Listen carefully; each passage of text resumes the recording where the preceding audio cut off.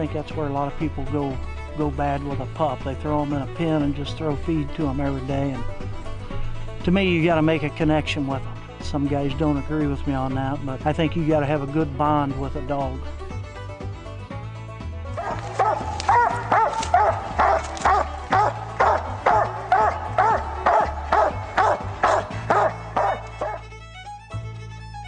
It's real simple, I think, with a pup, and a lot of people don't understand it. When a pup is ready to start, it will start. You can't force a pup to start, and you can't force a pup to treat. It has to do it on its own.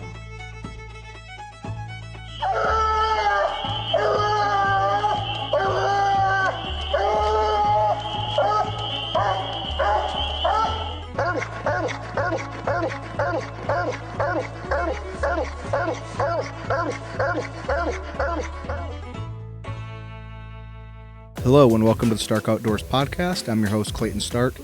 In today's episode, we're going to sit down with Darren Ridge. And Darren Ridge actually owns the dog Uncle Cracker. He's an English Coonhound, and he actually made it to the finals of the World Hunt when he was 15 months old. He's a Grand Night champion and a PKC champion, and he has some pretty nice pups off of him. So last week, actually, I got together with him, and we sat down and did an interview. Then we took his dogs out hunting, and that video is up on YouTube right now. So if you're listening to this and you haven't watched it, make sure you go check that out. But before we get in the interview, I just want to thank my sponsors of this podcast and all of my content. So I just want to say thank you and a Merry Christmas to all these different companies and people. First, Conkey's Outdoor and Hound Hunting Supply, Coon Dog Wear, Dogtra, Big Dog Lights, Bayou Legacy Game Calls with the Shaker Coon Squaller, Ringtails and Tall Tails Hunting Supply, and Taxidermy, Gun Dog House Doors, Saddle Up Cryo, and then the stud dog portion. The first stud dog up is actually a plot hound named Grand Night Champion Saddle Up Lazarus, and if you want to see him in action, you can check him out on my YouTube channel as well. Also like to thank John Steber with Lonesome Blue Kennels. I also have a video of him up on my YouTube channel, so if you want to see some quality Blueticks go, you can look up that video as well. Also like to thank Burchell Davis with Davis's Rosedale Frogger. He's an AKC World Champion, PKC Platinum Champion, and a Grand Night Champion. I also have full hunt videos of him, and it pops up on my YouTube channel as well. Our next stud dog is actually a new one. It's Grand Night Champion 2, PKC Gold Champion, Backwater Bobo. So make sure you check those dogs out, and their pedigrees and all their information is listed on my YouTube channel, my videos, and all my social media content as well. I'd also like to thank our latest sponsor, CoonHunterSupply.com and Razor Hunting Gear. So Merry Christmas and thank you to all these companies and individuals that helped me do this. And don't forget, with Christmas coming up, if you want to save some money buying a new hunting light, make sure you use code STARK10 when buying a big dog light to save some money, or use code STARK5 when buying a Dogtra tracking system from Dogtra to save some money. And speaking of Christmas, I hope you guys are enjoying this time of year. I know it gets kind of hectic. There's a lot of stuff going on, and we're actually having Christmas Eve dinner at my house, so my whole family's coming over here. That means we have to make sure the house is spotless and get all the food around and ready and get all the gifts wrapped for the kids. And I actually just got done cleaning the kennels and getting it prepped and ready for the really cold winter coming up. I know most of you in the Midwest have heard, but it's going to get really bad here soon. We're supposed to get around 6 inches of snow with really high winds, and it's supposed to get below zero. So it's always a good idea to make sure your hounds have quality bedding, plenty of fresh food and fresh water daily. And I actually heat my building with a wood stove that they go in. It's kind of set up like a cabin, so they get pretty spoiled. So that's just kind of what's been going on with me lately. My Christmas special's coming up on YouTube, which is going to be premiering December 25th at 6 p.m. So if you're listening to this before Christmas, I hope you really enjoy that video. I'm glad Christmas fell on a Sunday this year. That way you guys have something entertaining to watch. Hopefully when everything's calmed down a little bit, you can kick back and get some leftovers and watch some pretty good coon hunting. And in that Christmas special, Burchell Davis actually had a chili dinner a while back where he invited all the local coon hunters from our area. And I got together with some guys that I grew up hunting with for the last 30 years of my life and did some interviews with them. They have some really funny and interesting stories and share some really great advice for youth, as well as some of the older people looking to get some youth involved with what we love to do in the woods with these hounds. And then after the interview portion of the video, we took out AKC World Champion Frogger and about 4 of his pups and did some pleasure hunting. It was a really good time. And then of course, if you submitted pictures to me or Christmas cards to be featured in that video, at the end of the video is a slideshow showing all the youth involved. It's an hour and 15 minutes long, so it's a nice long video that should be entertaining for the whole family. I'm really looking forward to that one, and I hope you guys are too. Now I won't keep any longer. We'll get into this interview here with Darren Ridge, talking about Uncle Cracker and some of his pups and kind of his journey as he came to get him and some of the competition hunts and pleasure hunts as well. It was really nice meeting Darren and his family, and I appreciate him having me over to go hunting, and I hope you enjoy these stories.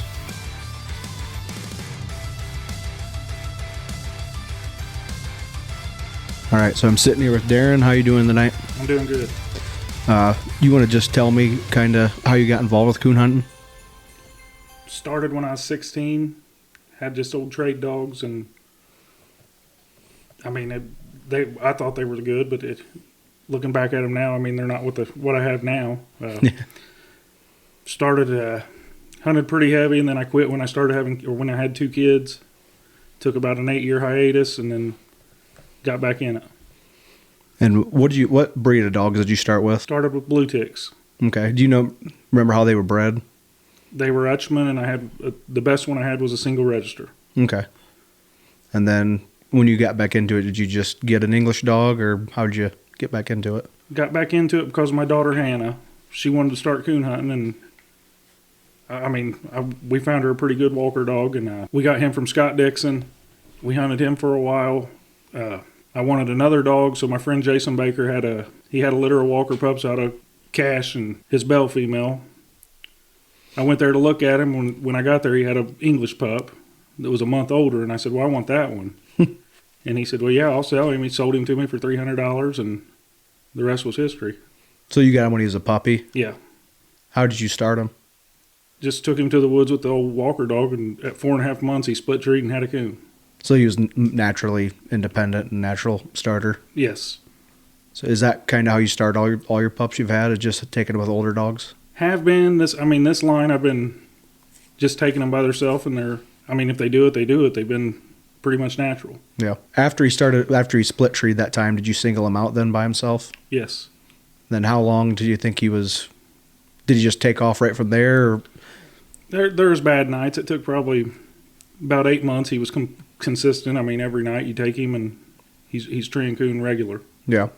When did you start competition hunting him? When he was 12 months old. Okay. And was that just UKC, PKC, or? Put him in a little local UKC hunt. He won that one. And then I went up north to a club, a Bluetick hunt. He won that one. Then the next hunt was baby stakes. We took him down there. He won his cast. I don't push him hard. I never have. Mm-hmm. It's just I've never put him in none of the big money hunts, $6,500 or none of that. It was a little local hunts, and then yeah, nothing wrong with that. I'll probably never hunt in a $6,500 entry hunt myself. If I got a wife and kids, I can't justify spending $6,500 to go coon hunting. Yeah, I would hate to lose it. Yeah. But that's when, after I won the cast at Baby Stakes, we had him in a couple more little hunts, and I saved him back for Autumn Oaks. He had 4 UKC wins. He got second place registered at Autumn Oaks. After that, he's mainly been in bigger hunts. The World Hunt, he did his run there. We finished 4th in the world there. And what year was that? 2020. Where was that World Hunt at? Peru. Okay. That's not too far from here, is it? It was about a little over 2 hours, and I drove it every night. Yeah, so it's not too far, but that's still when you're doing it. Yeah, I didn't have a hotel, didn't have nothing like that. We went there, entered him, and we kept doing good. Yeah, you want to kind of tell me how that went, that whole event, if you can? Yeah, the zone. We'll start at the zones in Michigan. The first night I scored, I think 7-something. I believe he might have been one of the highest scoring dogs there, single cast dog. The next night we drew. I drew Rodeo, which is a dog that ended up beating me in the finals. It come down, that Cracker went way left and he treed the whole cast. And then them dogs just kept going away from us and scoring more and more. And then when we go to the zones, he was putting up big scores every round he won. And then we get to the final 4, and I was so nervous. I was throwing up everything else. I didn't really know what I'd done yet. It was, I didn't know what we had accomplished. And then hearing names like Scott Ingle and stuff in my cast, that was... somebody that's won everything there is, and you got a little nobody like me that went there and did what I did. Yeah, so testament to your dog. It's not like I'm not saying you're a bad handler, but it's not like you just took something that was able to be handled and kind of finagled in there. Like, the way it sounds, he was pretty consistent all the way through, putting up good scores. And yeah, and I'm not a good handler. There's no offense to that. That was my first year back into competition hunting when I went through that, and I'm still not considered a hard competition hunter. My daughter hunts him more than I do now. Yeah. So I'm enjoying hunting the pup out of him, and she hunts Cracker. You want to tell me how he's bred? He is out of Cracker Jack, which is out of Loudmouth JR. On the bottom side, he's out of Ruby Ridge Rusty Nail, which is Big River bred. That's all. Eric Emery's the one that bred him, and that's all Big River blood on the bottom. And then that pup you said that you're enjoying hunting, it's out of Uncle Cracker, and which female? Rory Cows's Big River Leah. Okay. And you want to talk about his Cracker's hunt style a little bit? Like, is he a wide hunting dog? Just kind of tree him as he comes to him? He's going to hit the first track he comes to, whether it be good or bad. He's going to get it treed. Sometimes, I wish he would move on past some of them bad tracks, but that's what he's going to do. He's going to go as far. I've had him tree him at 10 yards and 1.2. Yeah. So he's going to go where he's got to go. That's how I like him, personally. Just not be crazy and worry about everything else besides treeing a coon. They're kind of their first thing on their mind is finding the track and getting one treed, not necessarily running away from other dogs. And the way you described him, he sounds like he's pretty naturally independent anyways. You said he started split treeing when he was really young. Yes. So, that's probably something, you probably didn't have to work on that much with him, did you? I haven't had to work on hardly nothing. Just he's so high strung. Like when you're getting him out of the box, I've tore up 2 or 3 dog box doors because of him, and it's he has bad leash manners, and I've worked on that. He's hard headed. He's just ready to go. Those are 2 of his faults. That's one of his main faults is his leash manners, and I've worked on him, and it's just some of them they get so amped up and they know what's going on that's just how they are. You rather have them treeing coon and winning hunts if they're going to be like that than the alternative and be like that. That's a fact. I've had a lot of them describing what you are, but they might not be winning casts. Yeah. So you just got headaches and busted dog boxes. So how old's that pup you're hunting now? He is a year. He'll be 2 years old in January 26th. Okay. So you've been hunting him pretty consistently then? Real consistently. He come down with limes. Ah. That slowed him down, so I didn't put him in a bunch of hunts. We've got him back to where he's clicking now. Do you have any hunts coming up you're going to be putting him in? Nothing major. We'll probably enter him some pro classics or stuff like that. This time of year, it's kind of slow anyways compared to other times of year. Speaking of which, have you noticed, like with your line of dogs, do they seem to shine better in certain conditions or certain times of year? When coon are moving, they look really good. Yeah. And but like Cracker, he's gonna, when there's coon not to be found, he's gonna find something. Yeah.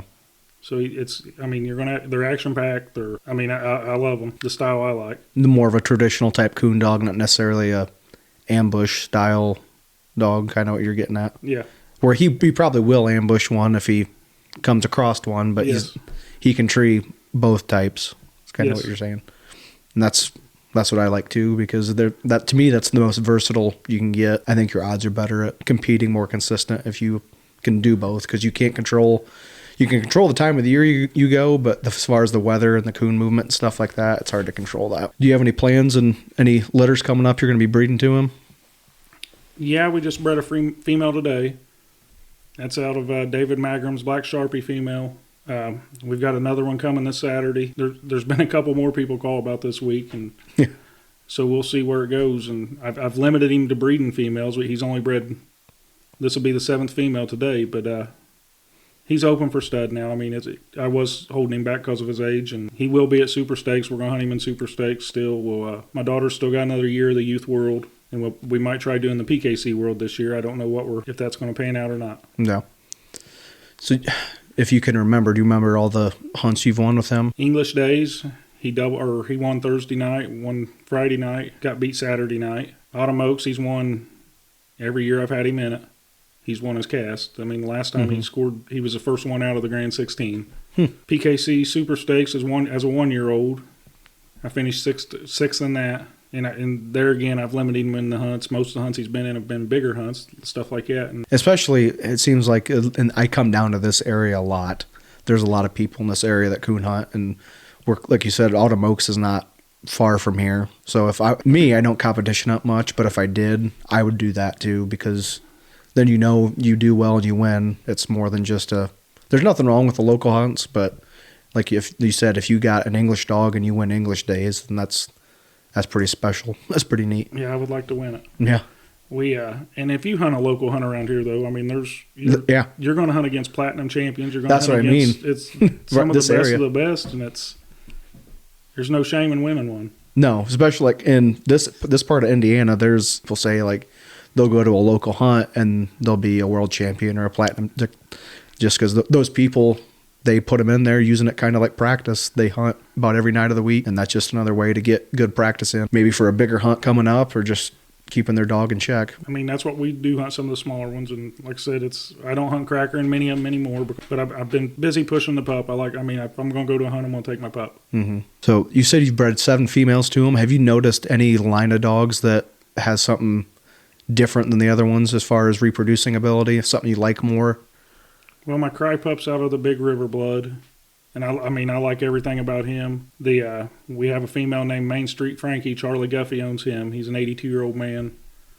We have that female that's Main Street Mac on top and Smooth Talking on the bottom. Randy Selby's Smooth Talking line. And that litter, there's 6 of them out of the 8 that are running and treeing. Yeah. And that's been our best litter so far. Yeah. But a lot of it's getting them in the right hands, so it's... Right. And you only said you bred 7 now. Yeah. So, I mean, it's not like he's bred to 100 different. You're being somewhat selective with what you're doing. So that'll probably help your odds too, and just making sure it goes to the right people. And I've noticed, like you said, that guy's 80 years old. Like a lot of those older guys, they'll have good females, but then they end up with a whole litter, and then they'll have 2 or 3 of them left over. So you might not know 100%. They might not all get a fair shake. Yeah. Your kids help you hunt too, but like as far as pleasure hunting, do you have anyone you go with consistently, or hunt alone for the most part, or with your kids? Hunt with my kids a lot, and their boyfriends both hunt, so I hunt with them a lot. And so I'm usually out there with a bunch of younger people. The 82-year-old man I hunt with, Charlie Guffey. He sits in the truck with me a lot, and we go hunting, and he's like a walking encyclopedia when it comes to the English dog. He knows everything there is. Yeah. About the English breed. I hunt with Randy Selby and Noah Allen some. Landon Bolin, Wyatt Severance, Jason Baker, Jason Bolin. Those are, I don't want to mention names now, I'm forgetting somebody, but those are the ones we hunt with around here. Mm-hmm. Kevin Conway, I hunt a lot with him. So that's about it. Yeah. So on Patreon, I asked people if they can submit questions for when I interview people. And the one question was, what was your favorite dog and why? It'd be an old Bluetick I had named Jammin' Judy. She was my favorite just because she was my first decent dog. Yeah. But Cracker would be the favorite of all time from what he's done for me. Mm-hmm. He's part of the family now. He's proved everything he's had to prove to us. And yeah, that question gets brought up a lot. And for most people, it's really hard because if you've done this for any amount of time, it's hard to say that this one's your favorite, because if you've had a couple decent ones, you have so many good memories with all the dogs. It's hard to say that one of them is your definite favorite, because then you start thinking of nights that you had with one maybe 10 or 20 years ago. I figured Cracker would probably be. Yeah, he is. Yeah. And then as far as starting pups, we kind of talked about that a little bit, but the other question was, if you use, like when you're starting a pup, do you show Cage Coon at all, or lay drags, or just both? I've showed them Cage Coons, and if they're interested, I've had them not interested at all in a Cage Coon, then I'll turn it loose and they'll run it. Yeah. We've laid drags. I don't shoot coon out to my dogs. And I get a lot of criticism for that from people, and they're like, they don't believe that. But yeah, 2 or 3 years, all mine get. Mm-hmm. Starting a pup, I'll give it more than when it's first starting a tree. I'll give it a few coon, but after that, once it's consistent, I'm done with it. Yeah. And I agree with that, because especially with a pup, if you shoot everything at trees, then once season goes out, like I'm sure you hunt I hunt all year long. Yep. So then you could develop bad habits where it might kind of linger around the tree or want to go back to the tree. And then if you hunt the same spots, then you don't have as many coon to tree. And if you're starting your own pups, then if you have less coon to tree, then it's harder to get them on one. Maybe like if I have people over to my house and like there's a big group, we might go like a weekend and kill a bunch. But other than that, I don't really kill hardly any of them. Yeah, everybody has a different way of doing that. And like I said, I've not with these dogs, I've not shot much coon out to them. Yeah. And I'm sure it's like this here, but there's never going to be a shortage of coon. No, there's too many tiles and stuff for them to hide, and it's barns and tiles. And even this time of year, they get inside holes and den trees and stuff. And I'm sure around here, it's not like it used to be. Like there's a lot of coon hunters, but it's not like it was 30 and 40 years ago with the fur market, and no one traps really anymore either. So I'm sure the population's pretty good, because it looks similar to home, a lot of farm ground, but hillier. It's coon hunt. It's some of the best around, I think. But we still have bad nights here in Indiana. Yeah. That's I've talked about that a lot in the past few weeks. People don't realize that there are a lot of coon here, but once you get past Thanksgiving, it gets hard sometimes because the easy ones are gone. Yeah, they're just not there. No. And if they don't have a reason to move, they're not going to. It's a lot of times we might not want to be out there because it's so cold and nasty. So they probably don't want to be out either. Probably. I mean, yeah, it's rough sometimes, and people don't believe that they ain't from around here, but it's... Yeah, there's a lot up here, but when it's 10, 20 degrees and there's 20-mile-an-hour wind or ice and snow and mud, like, they're not going to be just running all over the place. No, it's not the coon zoo everybody thinks sometimes. Get into the spring. Yeah. And then when the crops are on and stuff, like, that's different. But, like, this time of year, it's rough. Yep. Is there anything else you'd like to go over? No, I mean, I appreciate you doing this interview with me. I mean, it's... Yeah, well, thanks for taking me hunting. Yeah. I can't remember if I asked you this when we were recording or not, but what all dogs are we hunting tonight? We're going to hunt Uncle Cracker. I'd like to show you the Midnight Cry dog, and we might hunt Aunt Cracker. Okay. So we'll give a variety. They're both out of Cracker, out of different females, so we'll see. You'll get to see their style and what they're doing. Have you noticed, since you've been breeding them, like as far as coloration of your dogs, are they pretty close to looking like him, or do you get a good mix? Most of them are blue or tricolor. We have a couple red ones, but... I just wondered. I always like the tricolored ones. That's why I just wondered. I prefer the tricolor. Yeah. But nothing wrong with the red ones. It's just, I don't see the tricolor ones all that often. I always thought they were pretty neat looking. Yeah, it's my favorite, so... All right, well, we'll get off of here, and it's dark now, so we can start getting ready to go to the woods. We'll do it.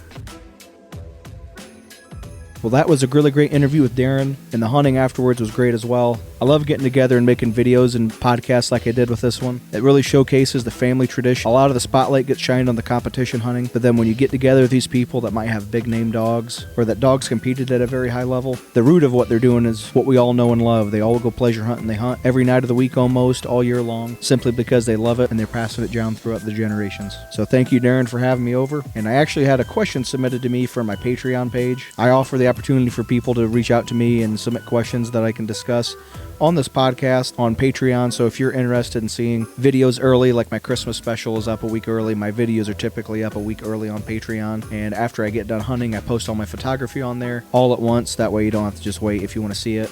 You can also make video requests and also submit questions for this podcast that I'll go over now. So if that sounds interesting, go to www.patreon.com/starkoutdoors, or you can download the Patreon app and look up Stark Outdoors and become a patron on there today. So one of my subscribers on Patreon reached out to me. His name is Blake. He asked what my thoughts were on feeders versus natural fed properties, such as grapevines, persimmons. And for me, my perspective comes from living in the Midwest, which is a lot different than people that live down south, because around here, there is just thousands of acres of cornfields and bean fields. Not this time of year, obviously, in the wintertime, but midsummer all the way through basically around Halloween or early November. There's some sort of crop fields, and if you want to get a pup started or hunt, your best bet is to be around whatever crop is in its prime at that time. So that's not really necessary. You also need to check your laws based on your state, but if you are allowed to put bait out with like feeder buckets, I don't think it's a bad idea, especially if you're just using it to kind of help the animals. Like in the harsh winter months here, sometimes it gets hard for them to find food. There's nothing wrong with putting some corn out or something for them. And then, of course, that creates a great place if you have a young dog. You can walk them around it just to get them on the scent and kind of give them some exposure to it. But as far as like an older dog, I really wouldn't mess with that much. I'm talking more about a dog that's a year old or younger if you're just taking it out in the daytime to get it some woods experience. It's kind of a benefit to both you and the animals. If the weather's really bad and there's nothing really out there for them to eat, but there's nothing really wrong, in my opinion, with helping them out. So you could give them some feed. Usually most people just use bags of corn. And like I said, that just gives a good opportunity to you to take a pup to the woods and walk it around and know that it's getting on some good scent. And if it's in the wintertime and there's snow on the ground, you can tell what tracks there are. That way you know too. Some people I've seen put trail cameras up over them. That way they can keep tabs kind of what's in the area. But in the Midwest, most of the year it's not really necessary, like I said, because there's food everywhere. And then in the woods, you have obviously all the food they eat in there too, with oaks, with their acorns, and all sorts of mulberries and natural food as well. Developing a dog naturally is always better in my opinion. Thank you for your question, and I hope you enjoyed this podcast. I'd also like to say I met Wyatt Severance and Derek Compton. Those guys are in my video as well, and they're two people I'm really glad I got to meet in person. And to me, that's one of the biggest benefits of doing what I do. I get to go out and meet a bunch of people just like me, because to me, that's what coon hunting is, and that's why we have it today. The pleasure hunting aspect of people just getting together and sharing stories and just heading head into the woods with dogs. And that's what I love to do, and I'm really glad you guys all love to do it too, and we can share this all together. So I appreciate you all for watching my videos and listening to these podcasts, and I'll talk to you next time.